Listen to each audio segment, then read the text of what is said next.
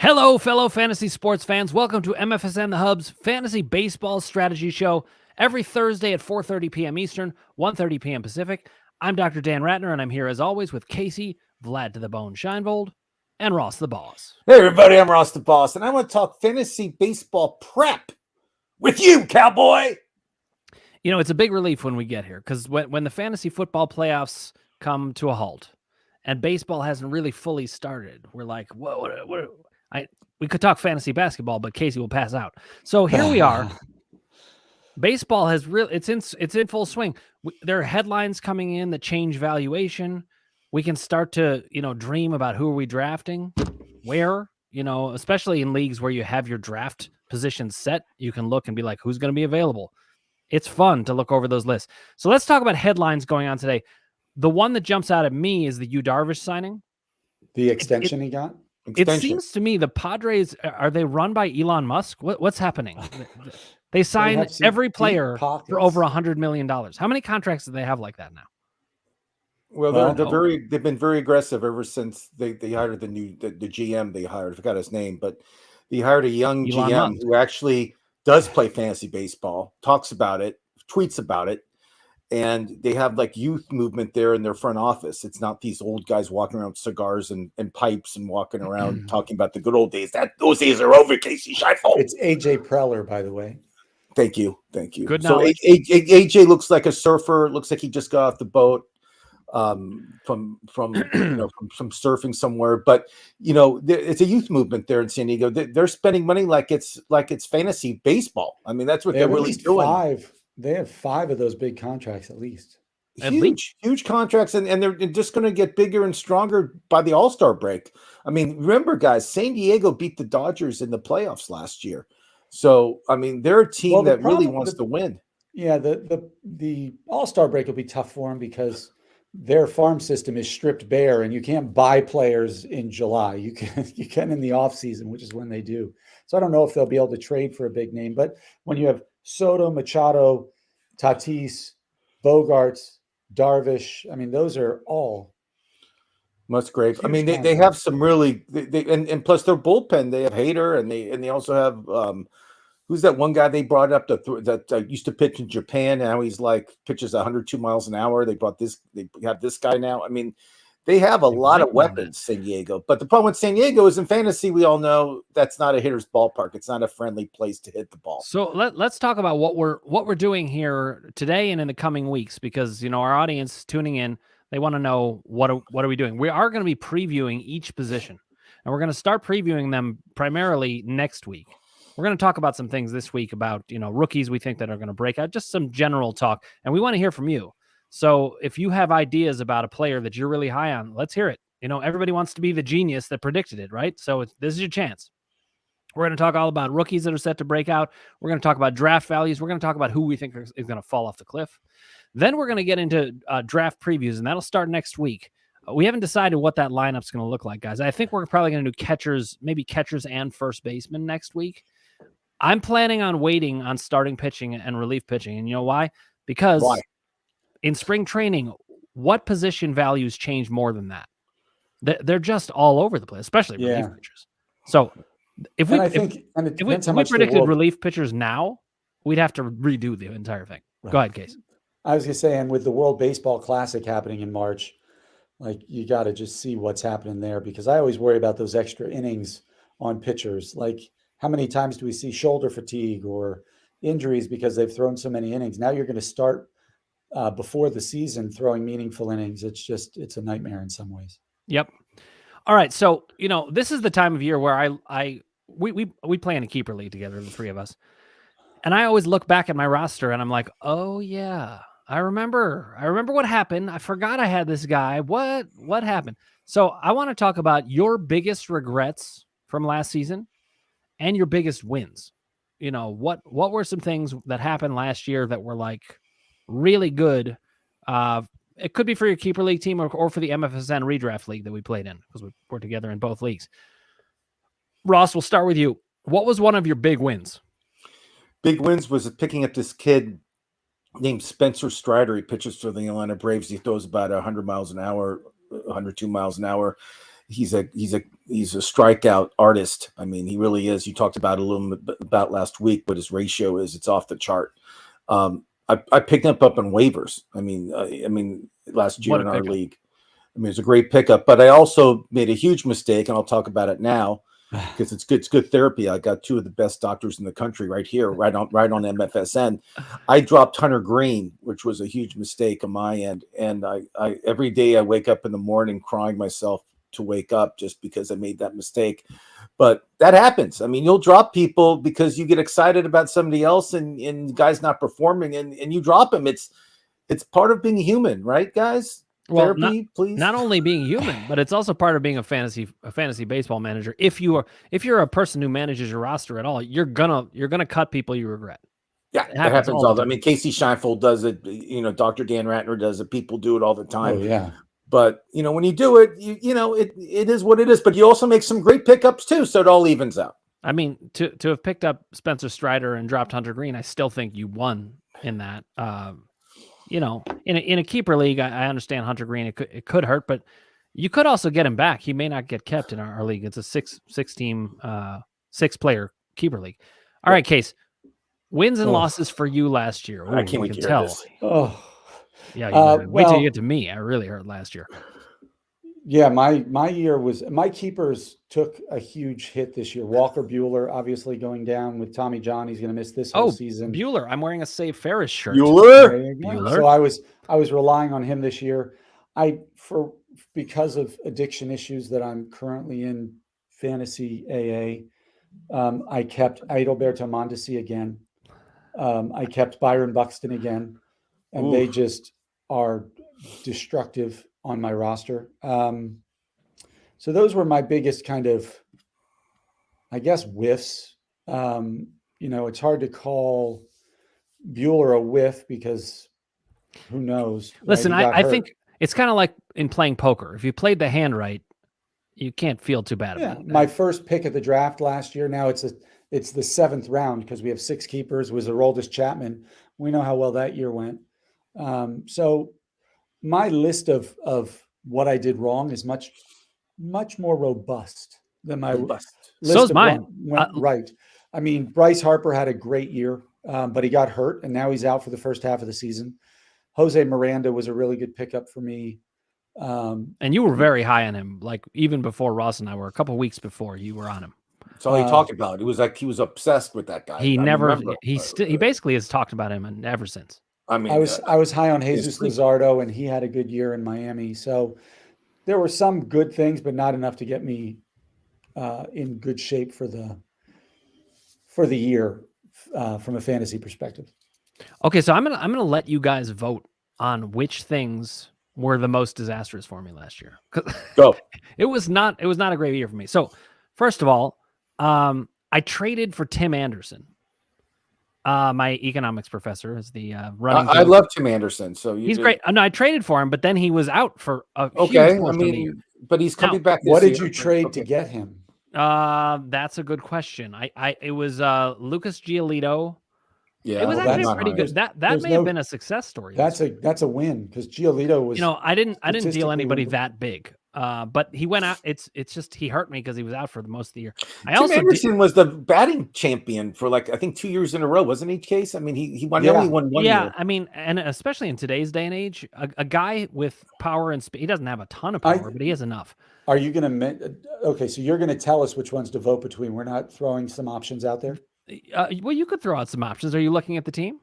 Yeah, I brought it up on the computer. All right, go ahead. I mean, how about this? Drafting CJ Abrams. That's what I was just going to say. With your first. Okay, but I don't even think that was my worst one. My worst one was drafting Jose Berrios. Berrios.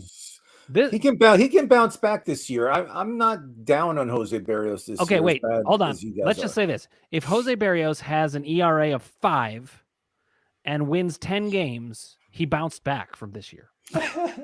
Okay, I'm just telling you that he has a really good arm and he just had a bad year. But we'll see. I'm not going to draft. I think your best was your trade for Corbin Burns. Well, that was the year before, actually. But that was it during the season? I thought it was off season. You did it. It was during the off season. You're right. It was during the off season. So I count that as last year. Now, and I dealt Luis Robert. What do you guys expect from Robert? if he could stay healthy. Like he's like Byron Buxton to me, in terms of the talent is off the charts, but he hasn't proven he can play more than 50 games in a season. Right. I mean, here's another thing. It was a rebuilding year. I was planning to rebuild, and I finished 10th, which, not surprising in a rebuilding year. But I drafted so many young guys, and I really didn't make a lot of gains there. CJ Abrams didn't come through for me. Alec Thomas didn't. Nolan Gorman. Right, Nolan Gorman. The top 3 guys that I drafted, they're not keeper worthy. And even the guys I scooped up, it feels like I missed out on the big one. One of the ones that I missed out on, I don't really know how. This guy Corbin Carroll on the Diamondbacks. Yeah, I know. Brad has him. And it's the kind of thing, for those of you who don't know Brad, you'll learn about Brad. Everybody. Yeah, and everybody doesn't know Brad. Well, we know Brad, but he's always like a ninja. He's very quiet. He is. He's extremely quiet, and he is always scooping up players like that. And that's how he got Juan Soto too. Yeah. So my question is, did I make keeper gains or not? That was my main thing. And I've got Corbin Burns. I still have Mike Trout, who doesn't run anymore, but he did hit 40 homers and still batted over 400. You have Ozzie Albies. I traded for Ozzie Albies. That was really my big move last year. Although, giving up Dylan Cease hurts. Didn't you give up Cease in that trade? I did, but I scooped up Tyler Glass now. Now, is that a good pickup? He's out he came back. No, I don't think he's out. He's back now. He's back. Is he completely back? I heard he's a little injured, but he pitched a little in September. I saw that. I'm curious to see how he bounces back this year. Yeah, we'll see what he could be. Before he got hurt, he was one of the top pitchers in the American League. I mean, but he got hurt. I know. I owned him. He torpedoed. He was my Walker Buehler the year before. Yeah. Okay, so vote on this. Is it CJ Abrams or is it drafting Jose Barrios over Justin Verlander? Go. It's CJ Abrams. You think? Yep. Why? CJ Abrams for sure. I mean, he was terrible, but it's a keeper league. I still could get something out of him. I mean, right, but technically it's a keeper league. You could still get something out of Barrios. Well, not now that I cut him. Well, no, probably not. Yeah, but you're not keeping CJ Abrams. He may be okay. There's no way you're keeping CJ Abrams. Probably not, but I could. Well, I mean, yeah, I guess you could. I mean, you can also keep, Luis Pujols, but you're not going to. All right, so let's talk now about rookies that are set to break out. I drafted CJ Abrams because he was a rookie who was very highly touted. Who are your rookies that you think are going to break out this year? Break out? Yeah. Well, I mean, let me just give you my rookie speech, okay? For fantasy baseball. Okay, here we go. I did a Tuesday, and Casey had the same smirk on his face. I missed Ross. He had the same smirk, and I told Casey, don't tell Dr. Dan Ratner because he's the guy that drafts all these rookies and he gets zero return.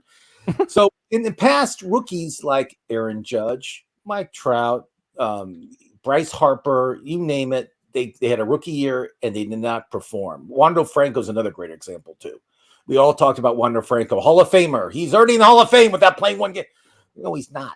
So with rookies, don't draft any rookies unless it's the last or second to last round, or pick them up on waivers when the season starts. They're not going to produce like they should. It's all hype. It's all BS. It's everybody talking about these guys are the next coming of whatever. They're not going to have the numbers like the veterans do. Don't waste your time on rookies. Don't listen to these guys that are going to talk about these rookies right now and waste your team on these rookies that are not going to produce for you. I know this stuff. Don't do it. Just stay away. Let Dr. Dan Ratner get the rookies and play them. It'd be funniest. It'd be the best. But rookies, it's a horrible gamble when it comes to baseball. Football, it's a different story, and basketball is a different story. But baseball, it's a total different story. There's not many rookies that came up and had great years. Let's make a distinction here, though, Ross. When you're talking redraft league, absolutely. I mean, redraft league, you're not going to get much out of these guys pretty much the whole year. In a keeper league, you sometimes have to get ahead of the curve. I think I probably put too many irons in the fire too early. But I'm just thinking, if you want to win this year, if you want to win 5 years from now, fine. I'm ready to win this year. I'm tired of not winning. Okay, I used to win all the time. Haven't won. Okay, so I'm curious to hear your. I'm just curious. I have some. I'm curious to hear everybody's rookies and who everybody's really high on this year, because I'm going to take note, and then I guarantee they'll be cut from your team by June. But let's go. They won't be cut from mine. So, Case, who would be one of the top rookies you'd grab? Tell me your genius rookie guys that you love. I can't wait to hear this. Well, I mean, look, we can talk like chalk, which would be Gunnar Henderson in Baltimore. The guy's already proven he came up last year with a cup of coffee, did pretty well. And like, he's a third baseman, which is a relatively shallow position. And I think he's the favorite to win the American League Rookie of the Year. I think he could be fantasy relevant with his power, his athleticism. He's got a pretty good eye already. So he's probably the safest rookie, unless you still consider Corbin Carroll a rookie, who we mentioned for Arizona. How about, the Japanese outfielder for Boston, Kasey? I can't pronounce his name because my Japanese isn't as good as Dr. Dan Ratner's, but the highly touted outfielder that the Red Sox Masataka Yoshida. Thank you. Say that 4 times. But yeah, I think he's going to be the Rookie of the Year. He showed unbelievable power and speed in Japan.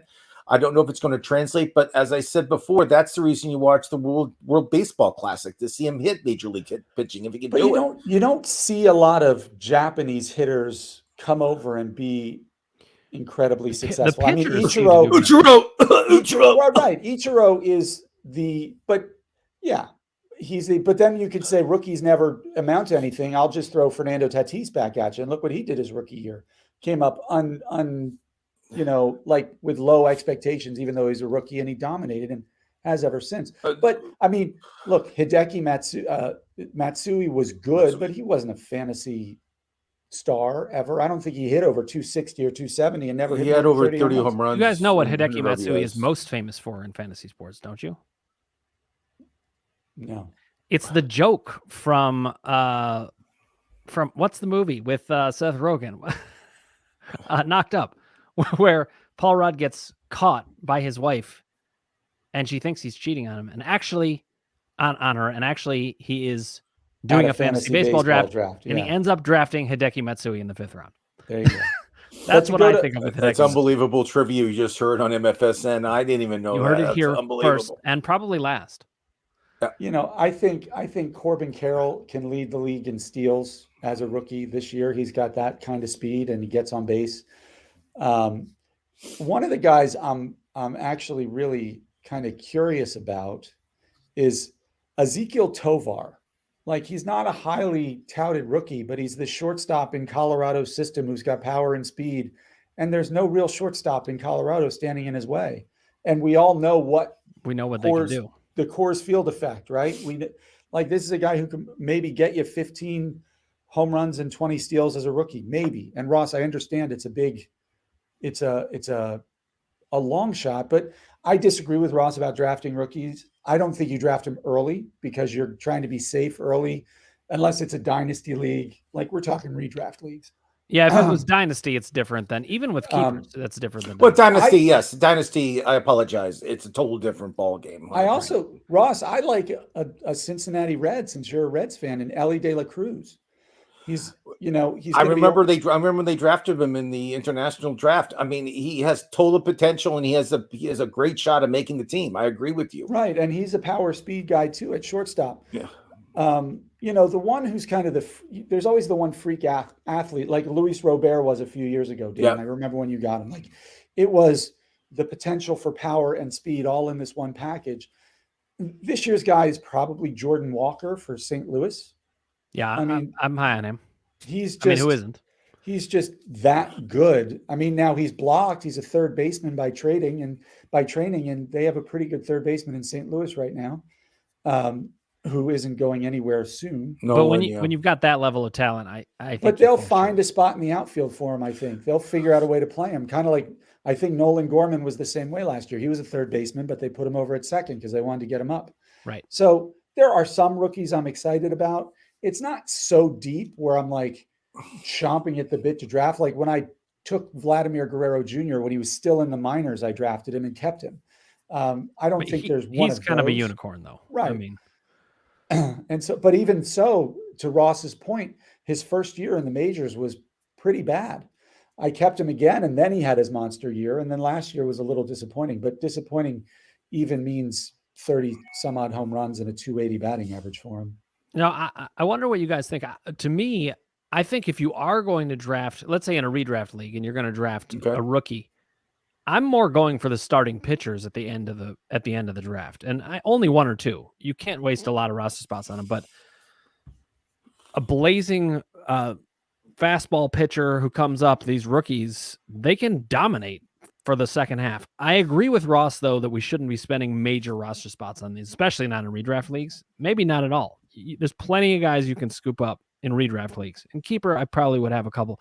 There are a couple of guys I just wanted to mention that I think I liked Casey's point that the guys who you can kind of pencil in as likely to play, maybe even from the start, like Gunnar Henderson, they're the ones to focus on. But there are a couple that I think maybe it's not quite as clear, but Miguel Vargas in LA looks like he really could have a nice role. Yeah, I mean, he has the Dodgers love this guy, and he's going to end up with multi-position eligibility, which is just another advantage. Yeah, and Casey talked about him a lot last year too. Yeah, I have him on my team. I'm debating keeping him because my there you go. Really? Wow. Well, I have bad keepers. Well, I do too, which is one of the reasons I might actually take a chance on CJ Abrams actually one more year. If he doesn't do well, I don't know. I probably won't, but I'm not sure yet. Tristan Casas or Casas, I don't know how you say his name. Boston. He's a first baseman, and first base is one of those positions where I think people they kind of don't think about it enough because not many first basemen run. But first base was pretty shallow in recent years. No, I disagree. Last year, Nathaniel Lowe was like available in our league like a lot. I mean, and he had great numbers. He was. And he had great numbers. I think first base is the most deepest position in baseball. Casey, I mean, third base isn't. Shortstop. Second base is still the worst. Second base is the worst. Right now. I just think first base has 12 great to good first basemen in the top 12. I wouldn't mind having on my team. If you're playing in a redraft, if you're playing in a redraft league, yes.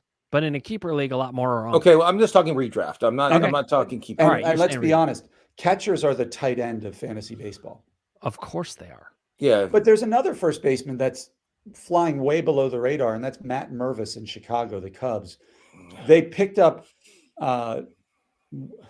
who's the lefty from San Diego that went to Boston. Why am I blanking on his name? The lefty from San Diego that went to Boston. He was sounds like a riddle. He was on Kansas City's World Series team, the first baseman. Was it George Brett? Third. You're talking about Eric Hosmer? Hosmer, that's what it is. So they picked him horrible. up, but he's not going to stand in the way of this kid. Mervis hit 29 home runs in 475 and plus his name is Mervis.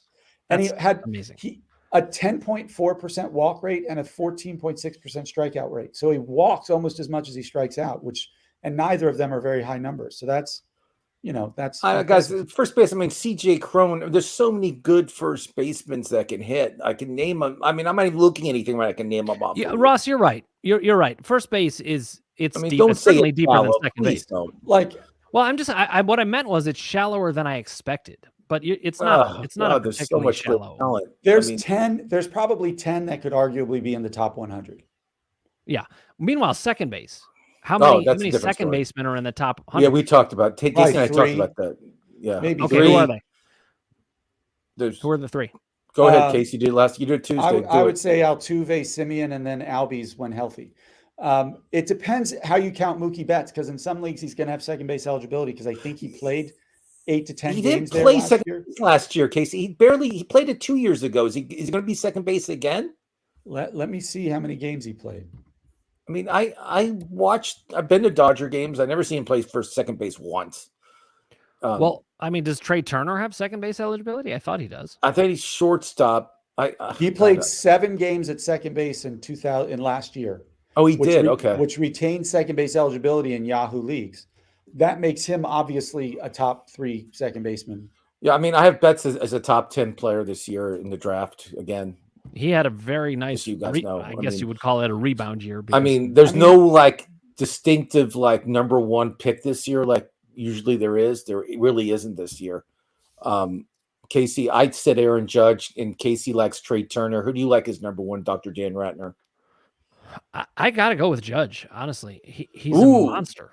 So the Yankee fan doesn't take Judge. He takes Turner. That's telling. Only a Yankee fan would. The Phillies guy. Right. He's a Phillies I'm not guy. jinxing anything. Exactly. That's but that's. I also think a healthy Ronald Acuna could also battle for the top spot.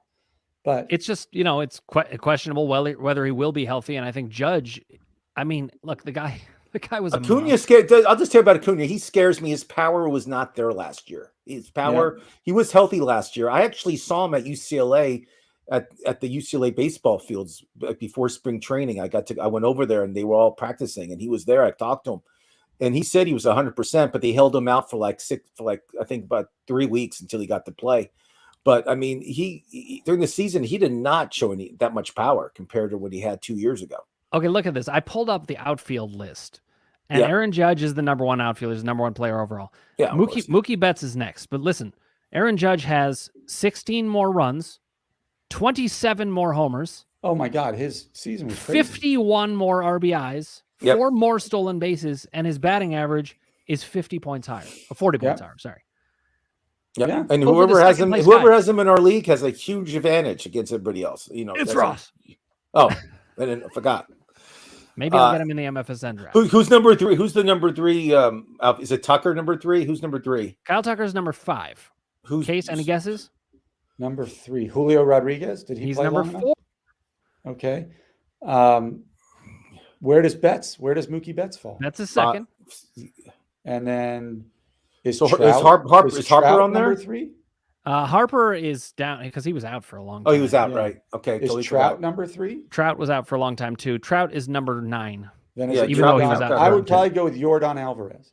It's Jordan Alvarez. Yeah. He had a really nice season. 95 runs, 37 homers. He's an amazing hitter. Like he really just he's top 5 draft. Watching him in the playoffs hit the ball was just fun. Okay, now here's something it's upsetting to me to see that this is the number 6 guy, because this is a guy that my cousin Andrew scooped up, and we hate him when he wins the league, and he did. Just so everybody knows, Andrew's like the Penguin in Batman. It's like you always root against. The guy's always there. He's always shows up, and he's always like, "Why is everybody rooting against me?" I'm like, "You're the Penguin." And he always makes the right moves. Kyle Tucker. No, Kyle Tucker's 5, but Adolis Garcia was the number 6 outfielder. Oh, I dropped him too. I forgot that. I dropped him last year also. That's another good drop I did. Well, he 25 stolen bases, 27 home runs, 100 RBIs. That's going to get you up pretty high. Oh, absolutely. I mean, he put up the stats to do it. Another genius move I made. Yep. Now, Michael Harris is a second-year guy. He's coming back. He's very highly touted. I don't remember hearing that much about him going into last season. He had a good year, and he's not I don't say he's first tier. We do the tiers. Oh yeah. He's lots of tiers in fantasy. He's mid-second tier in my book.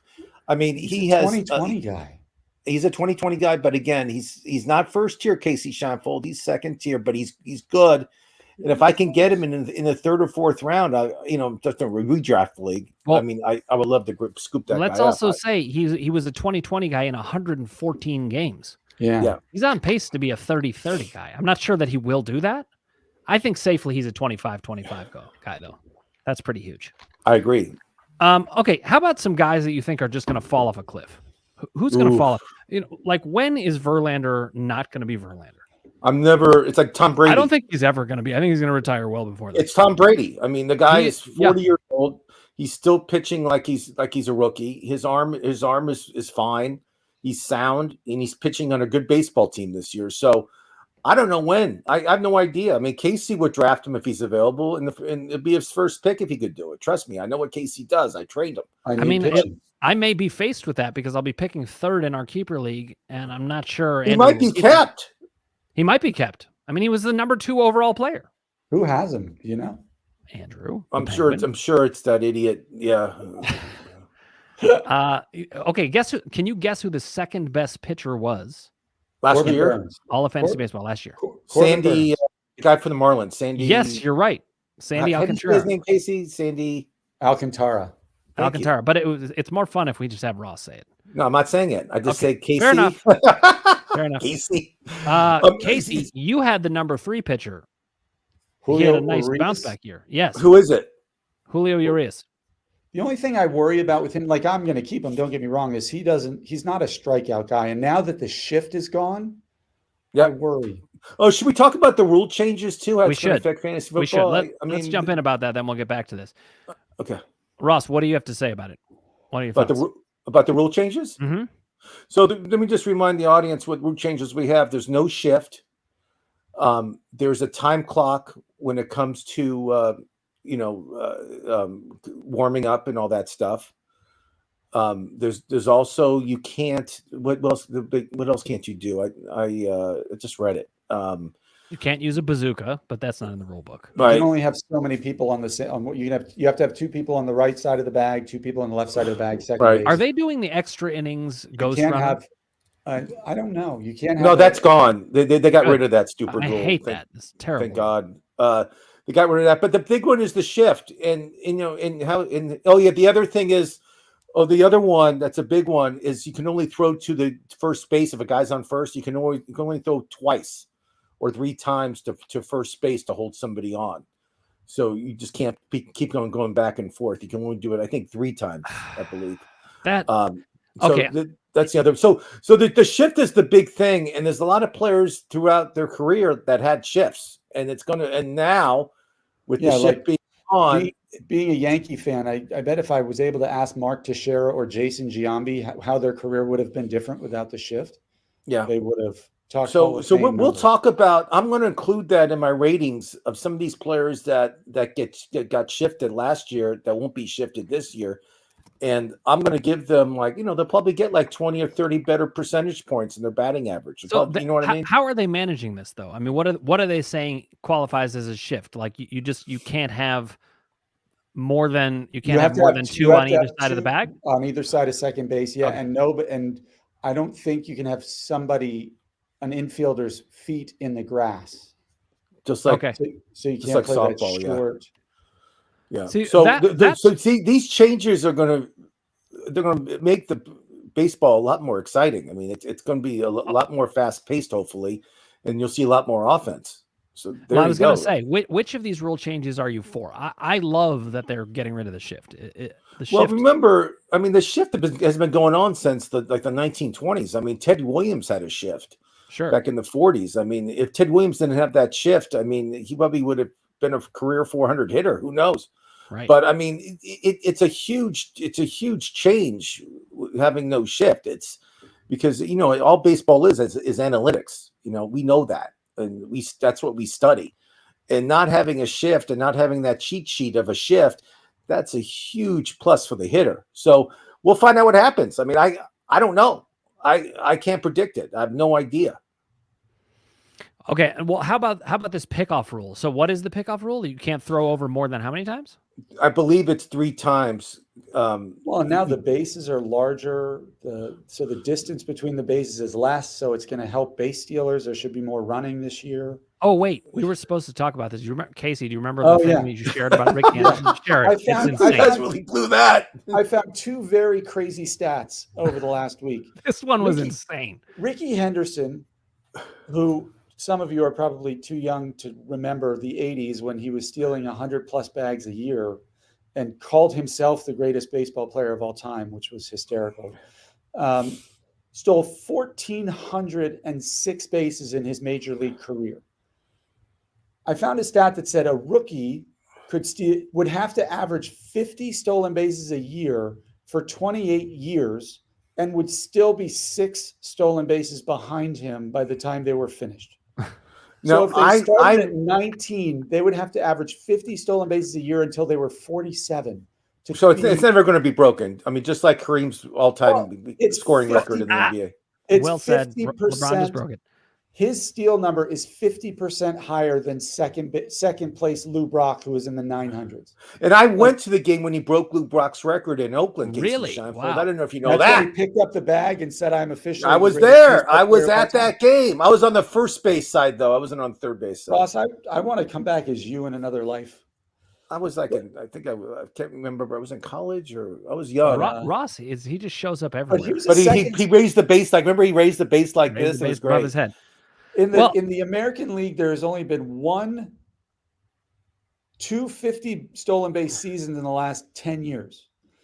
And they were both in 2013 and 14, Jacoby Ellsbury and Jose Altuve. Was it Ron DeFleur? Okay, Jacoby Ellsbury got it. Okay, but good. Another amazing stat, Pete Rose could come back and play and hit 750 straight hits. So 750 for 750 in his next 750 at bats, and still not have a career batting average as high as Tony Gwynn. He could go 750 for 750. And still not have this high. That's how good of a hitter Tony That's Pete Gwynn Rose was. we're talking about. Right. We're talking about the hit king, right? Like he would have to go, I think they said 754 for 754. That's not happening. To pass him. Pete Rose is still the GOAT. I don't care what you say. And Pete Rose he should be in the Hall of Fame. But he's an accumulator. But John Kruk his all-time batting average is 300. I don't know if you guys know that. Who I play softball with. Wait, sorry, who? John Kruk. John Kruk. Oh, John Kruk. Little Johnny One Nut. Oh, little Johnny One Nut. Who plays the outfield with a cigarette in his mouth? He had the best retirement story ever. Do you guys remember this? No. He was playing one day, and he just was kind of feeling like, I don't know, this might be it.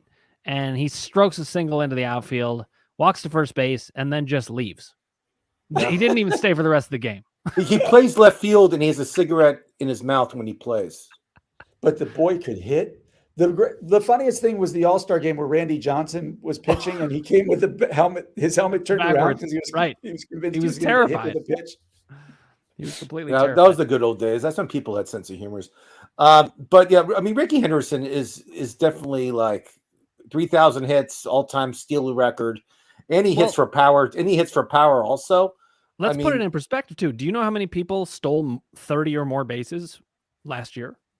I know that. I think it was 4 or 3. Jorge Mateo led the American League with 35, and John Birdie led the National League with 41. I didn't do the total. Is it 4 or 5? You're close. It's 6. And Kasey, you had it exactly right. And Bobby Witt Jr., by the way, hit 30 on the nose, so it almost was 5, Ross. You know, and some of these players, by the way, you look at who they are: John Birdie, Jorge Mateo, and Tommy Edman.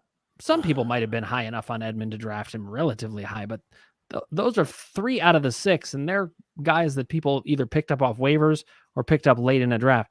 Stolen bases is not what it once was. But then you look at a guy like Julio Rodriguez.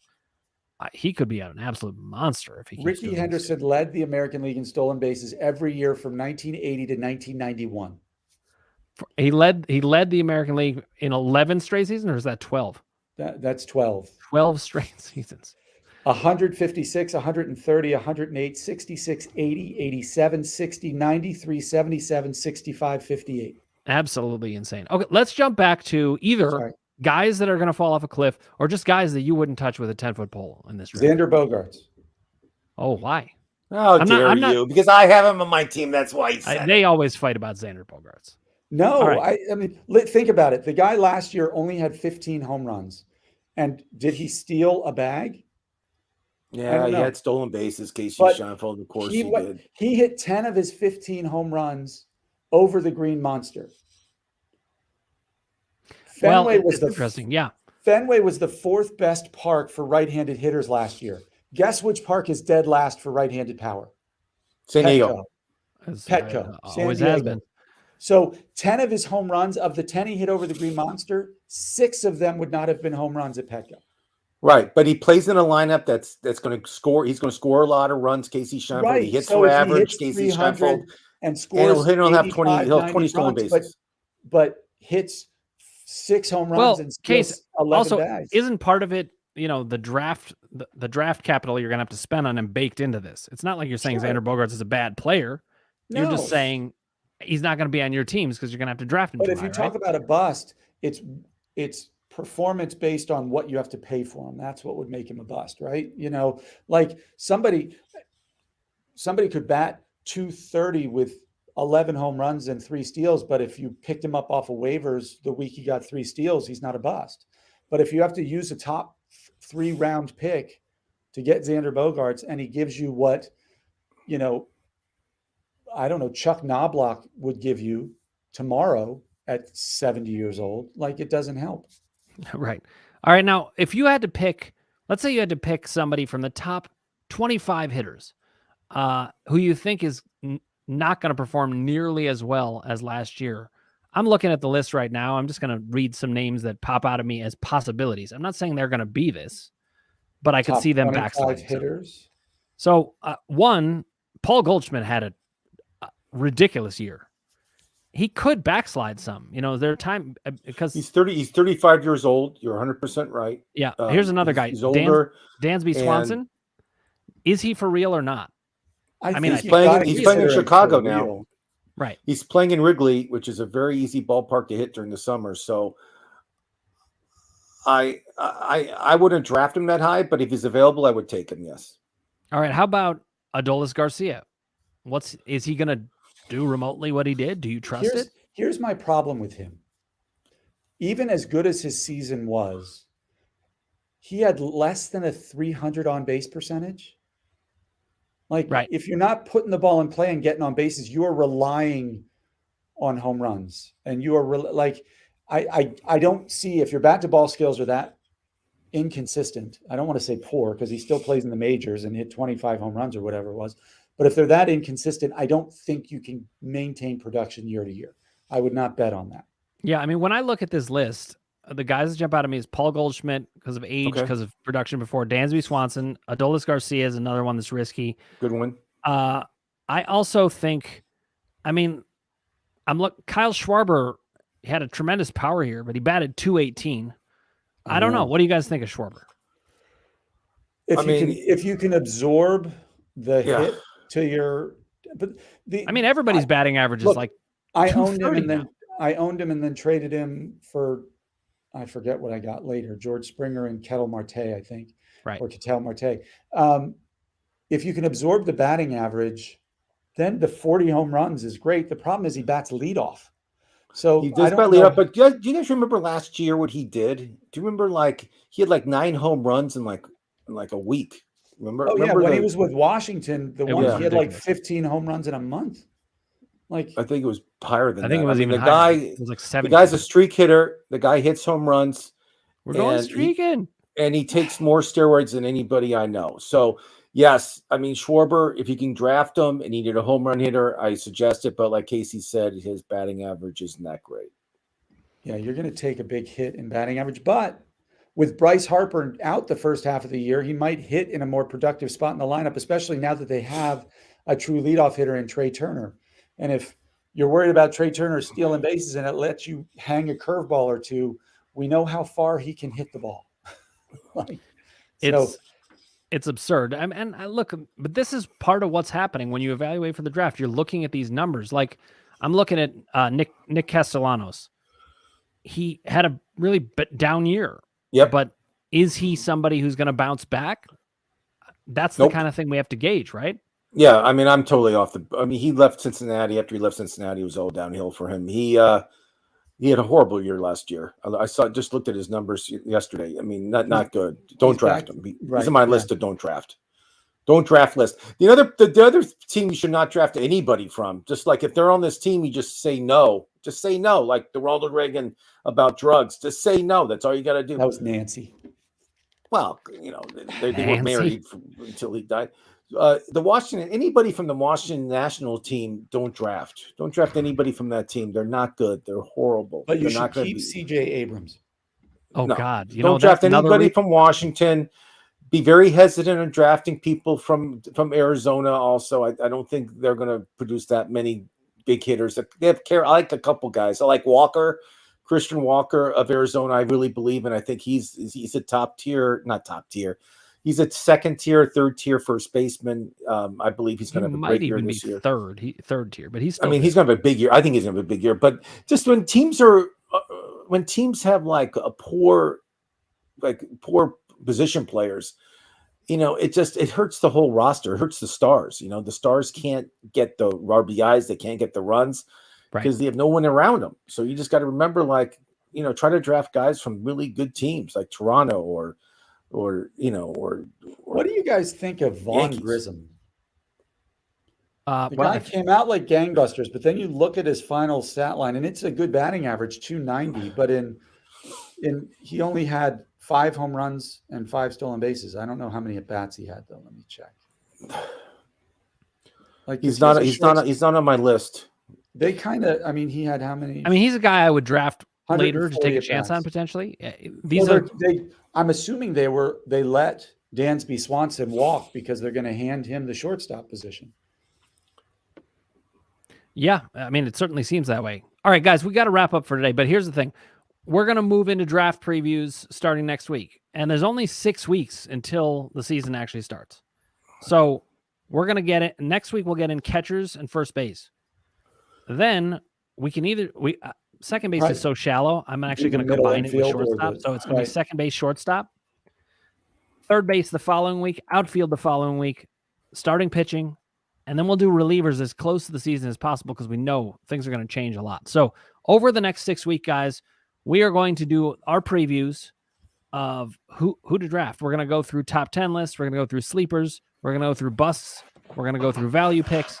And we'll do it for each one. But, if you guys have comments and questions, that can be a huge part of the show. So it depends on how much engagement there is about that. Even so, we'll be bringing you that information, getting you ready for the season.